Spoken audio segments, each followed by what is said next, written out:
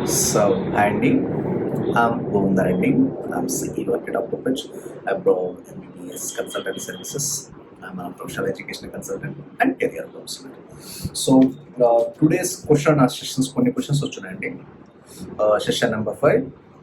Today's top 5 questions వచ్చేసరికి ఎక్కువ మంది వచ్చేసరికి ఈసారి ఎంబీబీఎస్ ఫిలిప్పీన్స్లో గవర్నమెంట్ మెడికల్ కాలేజ్ ఉన్నాయా సార్ అని అడుగుతున్నారు. ఎంబీబీఎస్ ఫిలిప్పీన్స్లో గవర్నమెంట్ మెడికల్ కాలేజ్ ఉన్నాయా లేవా, అండ్ రష్యాలో బడ్జెట్ అండ్ 20 to 25 lakhs ఇది ఒకటి అడుగుతున్నారు. అండ్ ఎంబీబీఎస్ యూరోప్ గురించి అడిగారు. ఎంబీబీఎస్ యూరోప్ వితౌట్ నీడ్తో వెళ్ళొచ్చు కదా, వితౌట్ నీడ్ తోటి ఎంబీబీఎస్ యూరోప్ వెళ్ళొచ్చా వెళ్ళకూడదు అని అడుగుతున్నారు. Without need, so MBBS Europe ఎలా ఉంటుంది అంటే యూరోప్ మీన్స్ జర్మనీ, లాట్వియా, లిథువానియా, ఇలా ఫ్రాన్స్, ఇలా ఎంబీబీఎస్ యూరోప్ ఎలా ఉంటుంది, అలానే కిర్గిస్థాన్లో ఎంబీబీఎస్ ఏ విధంగా ఉంటుంది, అక్కడ గవర్నమెంట్ మెడికల్ కాలేజెస్ ఉన్నాయా, అండ్ ఫిలిప్పీన్స్లో గవర్నమెంట్ మెడికల్ కాలేజెస్ ఉన్నాయా లేవని అడుగుతున్నారు. అండ్ అలానే ఒకసారికి MBBS and Russia budget and 20 to 25 lakhs budget ఏ యూనివర్సిటీస్ ఉన్నాయని అడుగుతున్నారు. అండ్ దాంతోపాటు ఒకసారికి మెడికల్ పీజీ సీట్స్, ఎక్కువ మంది మెడికల్ పీజీ సీట్స్ ఇండియాలో ఏ విధంగా ఉంటాయి. సో ఓకే, మేము నెక్స్ట్ ఎగ్జామ్ క్రాక్ చేస్తాము. నెక్స్ట్ ఎగ్జామ్ క్రాక్ చేసిన తర్వాత ఇండియాలో మెడికల్ పీజీ సీట్స్ ఏ విధంగా ఉంటుంది అని అడుగుతున్నారు.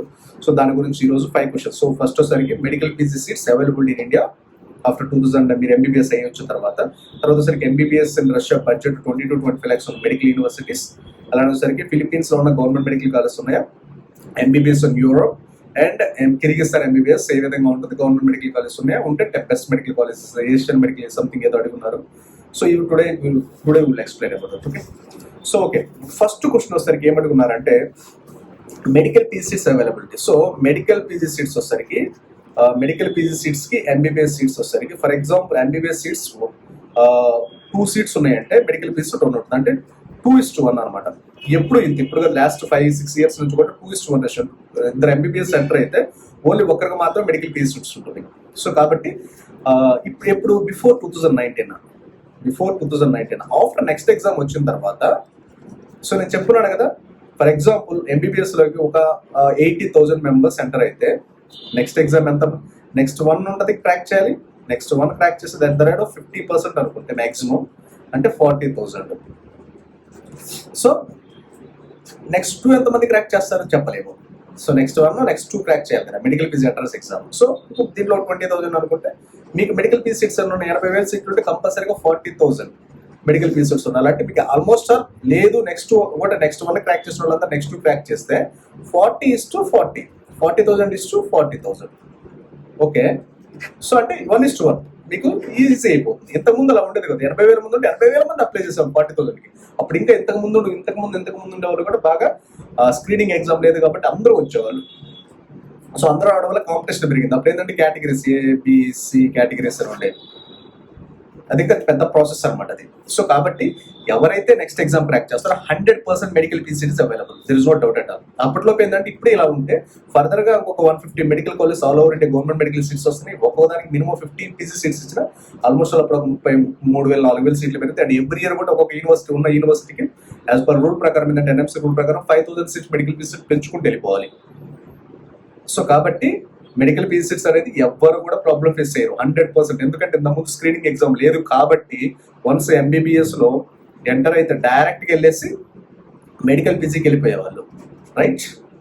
సో కాబట్టి అప్పుడు ప్రాబ్లం అయ్యేది. బట్ ఇప్పుడు ఏంటంటే ఎంబీబీఎస్ లోకి ఎంటర్ అవ్వాలి, తర్వాత నెక్స్ట్ ఎగ్జామ్ క్రాక్ చేయాలి, అప్పుడు practice to license exam, practice to certificate అంటే లైసెన్స్ ఎగ్జామ్ వస్తుంది, లైసెన్స్ వస్తే practice to doctor to practice అనేది, తర్వాత వచ్చేసరికి నెక్స్ట్ 2 రాయాలి entrance exam for medical PG, ఇదంతా క్రాక్ చేయాలి. సో ఇక్కడ వచ్చేసరికి హడ్డీలంతా వచ్చేసరికి నెక్స్ట్ ఎగ్జామ్. సో ఈ నెక్స్ట్ ఎగ్జామ్ వల్ల చాలా చాలా చాలా సేవియర్ అయిపోతారు మెడికల్ పీజీ సీట్స్. సో 100% కాదు 200% మెడికల్ పీజీ సీట్స్ ప్రైవేట్లో వెళ్ళాల్సిన అవసరం లేదు, అందరికీ గవర్నమెంట్లోనే అవైలబిలిటీ ఉంటాయి. సో కాబట్టి there is no doubt at all. ఎందుకంటే ఫర్ ఎగ్జాంపుల్ నేను చెప్పింది మామూలుగా 50% అనుకుంటే 50% ఉండొచ్చు, 20% ఉండొచ్చు, 30% ఉండొచ్చు, మాక్సిమం 50% దాటడానికి అయితే ఛాన్స్ ఉండదు.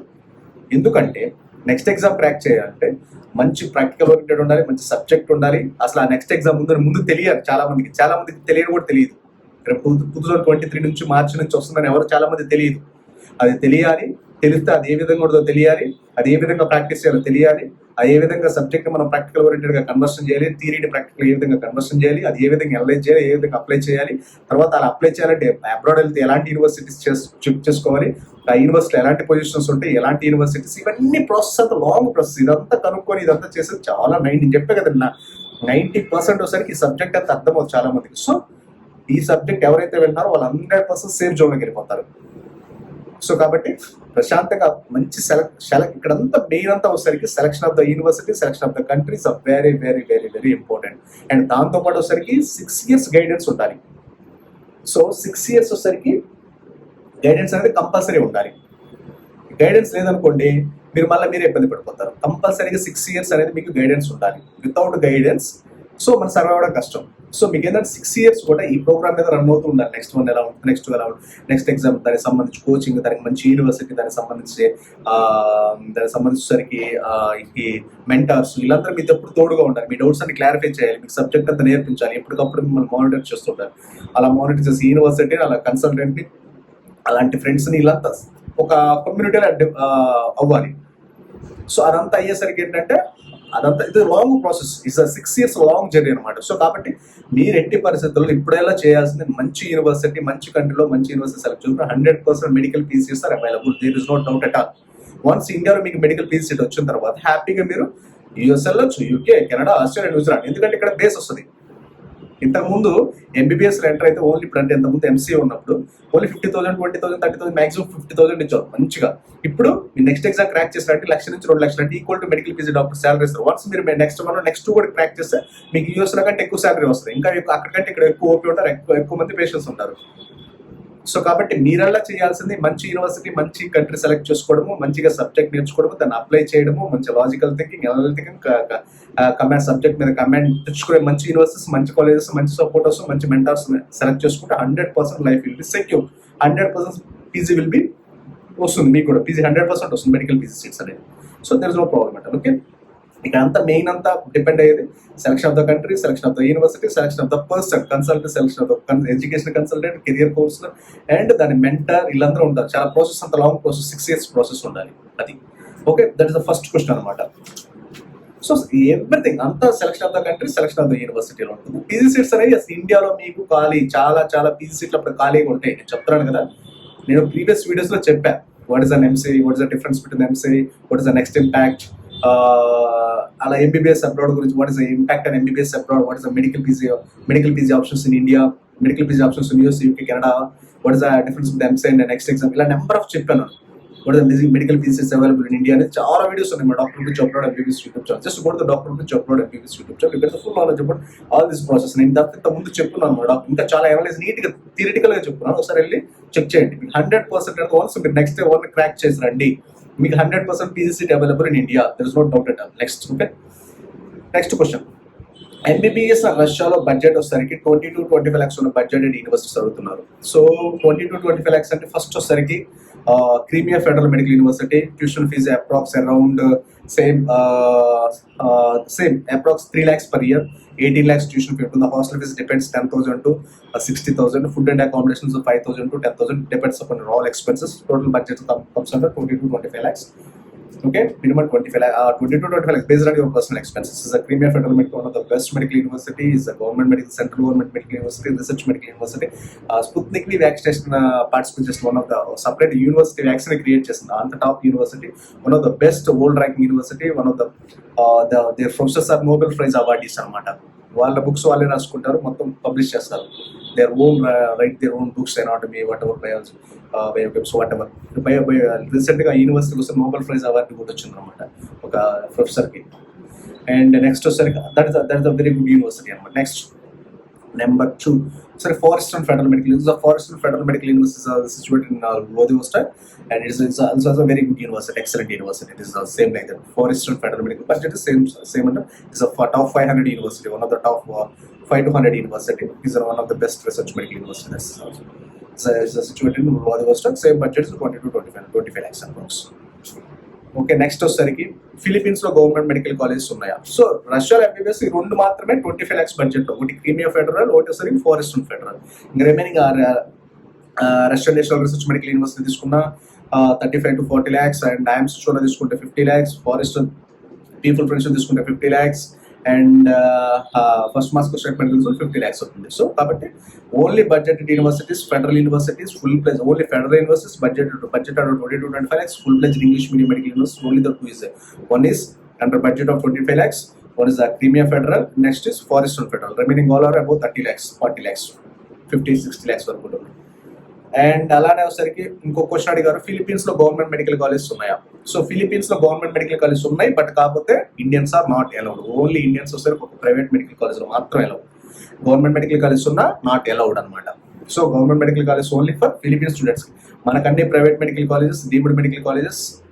సో అది ఒకసారి చెక్ చేసుకోండి. There is no government medical college ఉన్నాయి ఫిలిపీన్స్ లో, లేవని చెప్పట్లా, బట్ కాకపోతే ఏంటంటే మొత్తము ఇండియన్స్ ఆర్ నాట్ అలౌడ్ అనమాట. Okay, Indians are not allowed, right?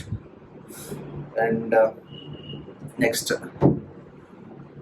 Kyrgyzstan MBBS అడుగుతున్నారు సార్. కిర్గిస్తాన్ కానీ, కజకిస్తాన్ కానీ, జార్జియా, అర్మేనియా ఇవన్నీ స్మాల్ కంట్రీస్. నేను ఇంతకు ముందు ఫండమెంటల్ చెప్పాను, fundamental basics for selection of the country, selection of the university. So selection of the country అంటే first ఆ కంట్రీ డెవలప్డ్ కంట్రీయా కాదా? సో డెవలప్డ్ కంట్రీ అనుకోండి, అన్ని రూల్స్ రెగ్యులేషన్స్ పర్ఫెక్ట్ గా ఉంటే దాంతో పాటు సరికి మీకు ఎడ్యుకేషన్, మంచి క్వాలిటీ ఆఫ్ ఎడ్యుకేషన్ దొరుకుతుంది. అమ్మాయిలకు కానీ అబ్బాయిలకు కానీ మంచి సెక్యూరిటీ ఉంటుంది, మంచి ఇన్ఫ్రాస్ట్రక్చర్ ఉంటుంది, మంచి హాస్టల్స్ ప్రొవైడ్ చేస్తారు. తక్కువ బడ్జెట్ ఎడ్యుకేషన్ ఏంటంటే డెవలప్డ్ కంట్రీస్ అంటే ఎడ్యుకేషన్ బడ్జెట్ చాలా చాలా తక్కువగా ఉంటుంది. అదే ఇప్పుడు under developed countries like Kyrgyzstan లాంటి అండర్ డెవలప్డ్ కంట్రీస్కి వెళ్ళారనుకోండి, మీకు అదే budget, low level of clinical exposure, low level of infrastructure, low level of security budget. So అవన్నీ చాలా చాలా ప్రాబ్లమ్ ఫేస్ చేస్తారు. There is no rules regulations, చాలా చాలా ప్రాబ్లమ్ ఫేస్ చేస్తారు. అందుకని సెలక్షన్ ఆఫ్ ద కంట్రీ అప్పుడు డెవలప్డ్ కంట్రీ సెలెక్ట్ చేసుకోండి. తర్వాత మంచి ఇండియాకి కంట్రీకి రిలేషన్స్ ఉంటే చెక్ చేసుకోండి. Financially well settled countries check చేసుకోండి. And inside campus hostels, government medical colleges and ఇలా ఫస్ట్ అయితే ఒక కంట్రీ వస్తే ఫస్ట్ చూడాల్సిన డెవలప్డ్ కంట్రీ కదా. డెవలప్డ్ కంట్రీ అయితే జాయిన్ అవ్వండి, అండర్ డెవలపింగ్ అయితే వదిలేయండి. సో అది అలా సెలెక్ట్ చేసుకోండి. తర్వాత వచ్చేసరికి కిర్గిస్తాన్, అలా ఒక కంట్రీ సెలక్షన్ ప్రాసెస్ అంతా వచ్చేసరికి డెవలప్డ్ కంట్రీయా కాదా. నేను ఆల్రెడీ మన డాక్టర్ పై జాబ్ ఎంబీబీఎస్ యూట్యూబ్ ఛానల్లో చెప్పాను, ఒక కంట్రీ ఏ విధంగా సెలెక్ట్ చేసుకోవాలి, ఒక యూనివర్సిటీ ఏ విధంగా సెలెక్ట్ చేసుకోవాలి.